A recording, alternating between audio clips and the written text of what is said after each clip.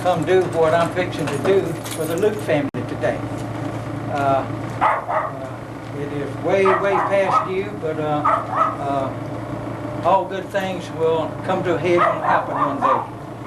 We're here to pay recognition to Betty and Phil's brother, Carl. Now Carl is has been gone from us for a while, but he has done some great things in his life, and we want to recognize that. Let me start off with just a few comments, and first of all say that I think it's great that Carl had a nephew, son of Phil and Peggy, to do a little research and do a little work to make things happen that should happen. And it is happening. So I'm very appreciative to Joe for making this kindly come to a head today. And again, it's an honor for him and the family to ask me to make such a presentation. Let's review just a little bit in our minds. The family know this much better than I, but you know, we all go back and reminisce a little bit. Let me just make a few comments that I've been furnished about Carl. As you know, Carl was the eldest son of Russell and Ollie Mae Roberts, and his birth date was June the 29th, 1924, being born in Irwin County. Carl, being a young, vivacious young man, and the country and the state that it was at that time of his life, he enlisted in the United States Army on September the 18th, 1942. At that time, the United States was in war, and Carl was immediately sent to support the war in Europe on March the 8th of 1945. At that time, being private first class, as we all know, men know anything about military, PFC. That's the first little rocker we put on your sleeve. You know, that's a private first class, and you can go from there. Joe knows all that. He's gone a long way since then. Carl was assigned to Company C of the 52nd Armored Infantry Battalion, the 9th Armored Division, as a rifleman. That being an infantryman, and that is where the rubber hits the road, let me tell you. Anybody that don't know anything about military, that's where the rubber hits the road. Carl Luke was only in the European theater of operation for a very short time, approximately a month, when he was wounded in action. And as you people know Carl better than I, he barely would say anything about his experiences or his accident or his injuries while he was serving our country. That was Carl. Nothing.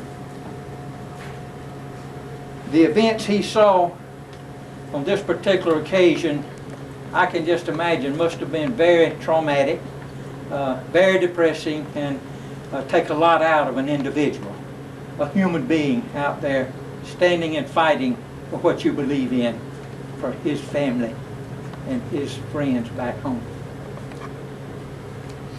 That was a very traumatic time for Carl, and understandably so. The following is an account of the event that transpired on the day back early in 1945. Now, remember Carl being an infantryman in the Armored Infantry Division, and that is mixed infantrymen and mixed armor, the heaviest might that combat can mold together as a team and oppose an enemy.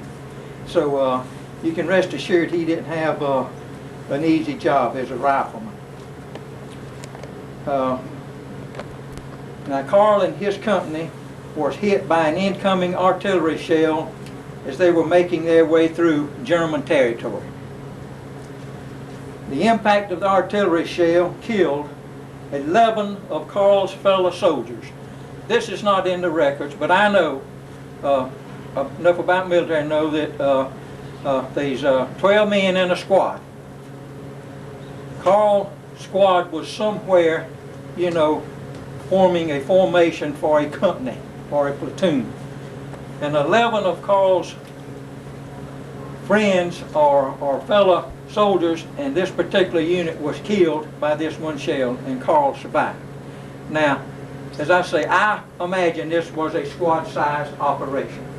It may or may not have been, but we know that 11, the artillery shell killed 11 of his fellow soldiers, and that was his squad. Carl was one of only 2 survivors, and he had been seriously wounded by shrapnel and was sent back to the 21st General Hospital in France. And from there he was admitted to General Hospital on or about April the 12th, 1945. Now, once up you remember your history, you remember that's the day back in the States that President Roosevelt died. Now, Carl's mother only received word of his injuries by telegram. The telegram only stated that Carl had been wounded in action, and that's all she or the family knew. They knew nothing about the seriousness of it, I understand, and it must have taken a lot out of his mother and family, knowing that a member of their family had been wounded, not knowing whether they was already dead or what the situation was. But Carl, being the person he was, made a quick recovery and was returned to duty. And by the time he returned to duty and to action on May the 5th of 1945, the war in Europe was about wound down. Hitler had committed suicide and the war was about over. And of course, Joe's research reminds me that the war in Europe officially ended at midnight on May the 8th, 1945. At that time, Carl was at age 21. Tell me, children and youngsters don't play an important part of our being. And incidentally, Carl was 18 years old on September the 18th, 1942, when he enlisted in the United States Army. He was willing to serve his country. Okay, a little bit further about Carl. On May the 29th of 1948, this is about 3 years later, Carl was in the military, and he had graduated from the Basic Airborne School in Fort Benning, Georgia, as a parachutist glider. Tough training, probably tougher than combat, but Carl was one of those individuals. The United States got involved in another war, and Carl was sent to support it, that being the war in Korea. And this happened in March of 1954. Well, by this time, Carl had decided to make a career of the Army, and he did so very honorably. And on December the 31st, 1963, he retired from military. And at that time, as you recall, Carl returned to his hometown, the place we all love so much, Fitzgerald, Georgia, and began working at his stepfather's restaurant, Johnny's Drive-In, known as then and still is. At that time, Carl retired from that business and at age 61, being in 1985, is the information I got you. And of course, you recall, sadly, at age 66, Carl died of pancreas and liver cancer. Now, after Carl's death, a lot of you family members wondered, you knew about Carl, and you knew about his serving in World War II, you knew about him serving in Korea, and after death you begin to wonder, and such as I would, had Carl been paid the respects he was so due to for his serving in combat and sacrificing with injury, severely wounded for his country, was the proper awards given. Well, according to Joe's information, it was very vague,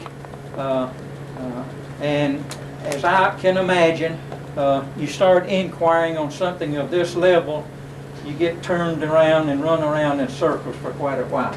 But consistency pays off. So I want to just read a letter that was sent to Carl's brother, Mr. Phil Luke, dated June the 19th of 2002 from the Department of the Army of the United States of America. And the basic info of this letter was it's telling Phil that from these inquiries we have been unable to locate any original orders authorizing any type of an award. However, based on the documentation that they had secured from the Surgeon General's hospital, the field hospital Carl went to when he was first injured, based on the information arriving from that point on, from those records, an award, and they're stating that an award of the Purple Heart is approved. We are enclosing permanent orders announcing the award, the Purple Heart certificate, and an engraved medal set. We have also forwarded this information to the National Personnel Records Center so that Carl's records will always and forever reflect this award of him, of his recognition. So at this time I would like to read the order and make the presentation, and if you will, I'm going to ask that you all stand while I do this. If anyone's not able, certainly we understand, but we're here to pay respect to somebody we dearly love today. And this certificate, first of all, says the United States of America. This is to certify that the President of the United States has awarded the Purple Heart, and this being established by General George Washington at Newburgh, New York, way back in August of 1782. This is when this award was made available for the people serving their country under certain conditions.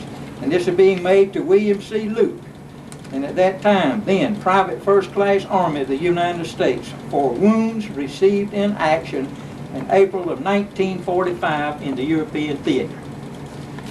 And of course, the order, military, it's an official when you get a military order. And the order, and I'll do it as the military does it. I'll say this is attention to orders, and this is permanent order number 171-4. William C. Luke, his Army service number being 34-440-415, private first class of this Company C, the 52nd Armored Infantry Battalion, the 9th Armored Division, the European Theater of Operations. Announcement is made of the following award. Award being Purple Heart Posthumous.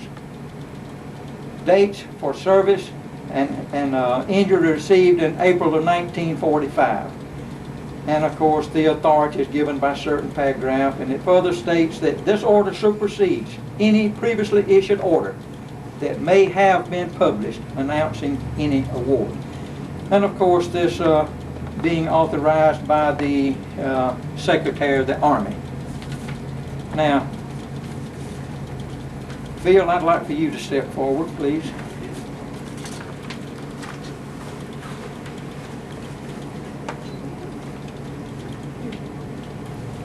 Phil, again, it's an honor for me to present to you Carl's brother, and I understand Betty is his sister. Betty, would you step forward?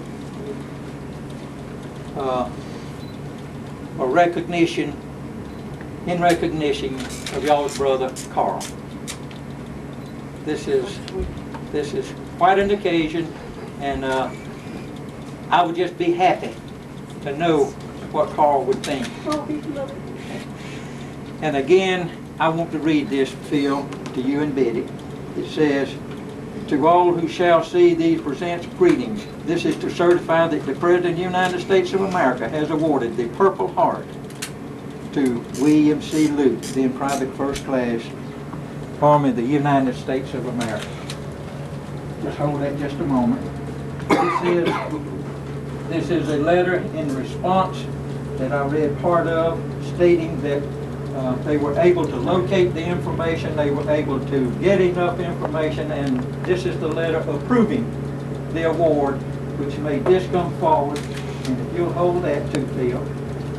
Now, if you ever want to see something very prestigious, here is the Purple Heart. Now, I'm very honored to present to you, Phil, the Purple Heart in recognition of your brother Carl's duty to the United States of America and to his sacrifices he made, which has made us all have a much better place to live. And I thank you very much. Thank you, sir.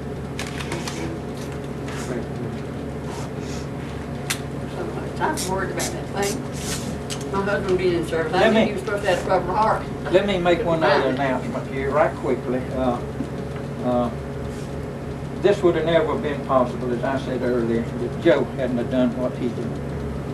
Joe, being a military man, he knows the consistency to staying behind things, and of course, this is a result of that.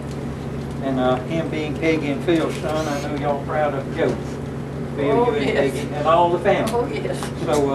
So, Joe, you have made a big contribution to Carl, which your uncle, and he'd be proud of his nephew today. So I want to congratulate you also, Joe. Now you have.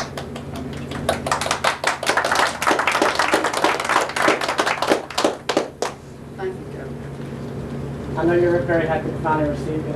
Every time I come home, Daddy would ask me if you found anything else on the Purple Heart. You know, I wrote letters and letters after letters to the Department of the Army, to the National Personnel Records Center, saying that I knew he was wounded. You know, I knew he had a scar across his chest. I always seen it all my life, and if he didn't receive it, I wanted him to receive it. So I was just persistent in my efforts until it finally got approved. I'm just happy that General Dorminy could come present it to you. Appreciate it. Yes, we do appreciate it. This thing engraved finally got on his the due. back, Mama. I can't read This it. thing engraved on the back, his name and all. The only Purple Heart I've ever seen is that little thing up there at the top. That's what a real This is one on the is. back for military merit, William C. Luke. So you can make sure they all. He just told us don't ask him no questions. And of course, these ribbons, this is a lapel pin. That's a meritorious award, which is a very high award. I'm delighted when I wear mine that I was lucky enough to get my civilian attire. And it just makes me proud, makes your chest kind of stand out a little further when you put it on. This being a ribbon, of course, that you wear on your uniform, as most people know, that you get various things, and they form all of the cluster on your left That's all I've ever chest. seen. And those, as you get them, they go together and make, your ribbon award. So that is a very prestigious award, and again, on behalf and recognition of Carl, I'm just delighted to be part of this today for the Luke family. Appreciate it. Thank you. Appreciate Joe even more. That you might ask why he never received it before. All I can think of is whenever he got wounded, he was with that one battalion.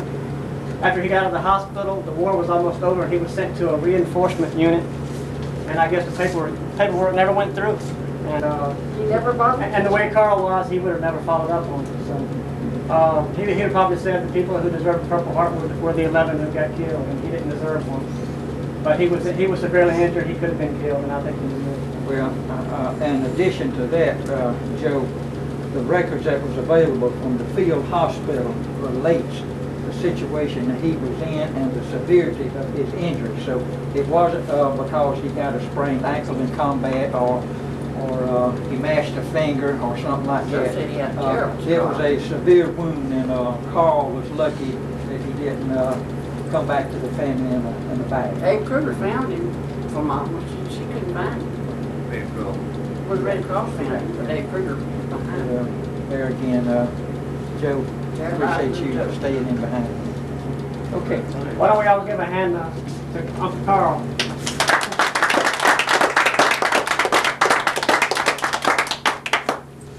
he's looking down on me. He was going like a daddy does.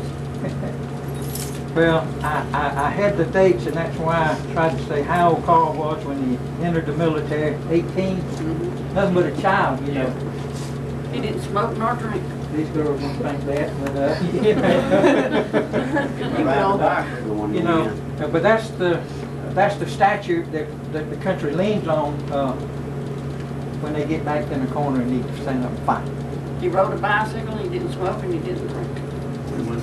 When he went in. I believe I see age 21 is when. He went in there so he could take care of us. He did. Well, And he never got married. well, that's what the Because he took information care of said. Mama. Then it was too late. He didn't want to get married, he said he saw too much.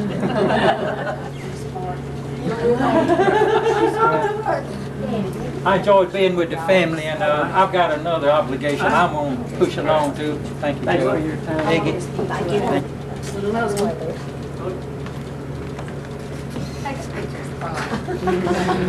Now you know what I'm glad. you're